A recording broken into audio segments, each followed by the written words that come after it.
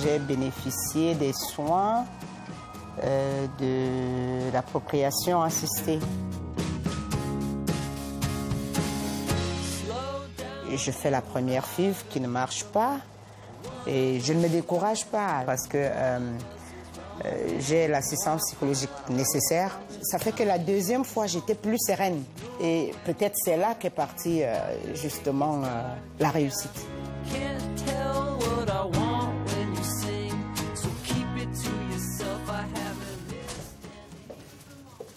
Asseyez-vous.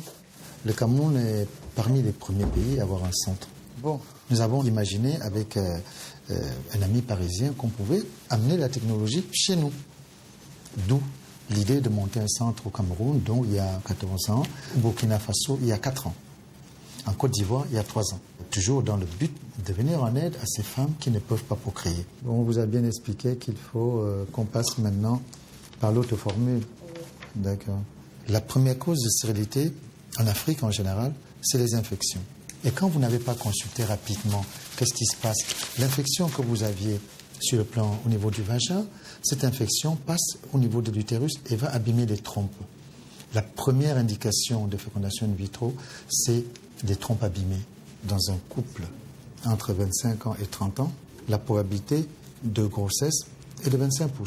Après 35 ans, cette probabilité de 25% baisse de 40%. Après 40 ans, de 65%. Maintenant, avec l'assistance médicale à la procréation, on arrive à améliorer les choses. Est-ce que tu arrives à injecter?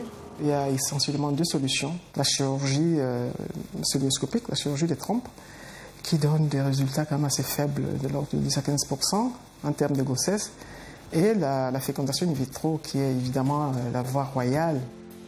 Le conseil que je peux donner, parce que ce n'est pas un chemin facile, c'est être très patiente et persévérante. Parce que si je n'avais pas été persévérante aujourd'hui, je ne serais pas une mère heureuse. C'est cette hargne à voir mon enfant qui m'a poussée jusqu'à faire une FIV. Je ne sais pas si c'est ça le bonheur.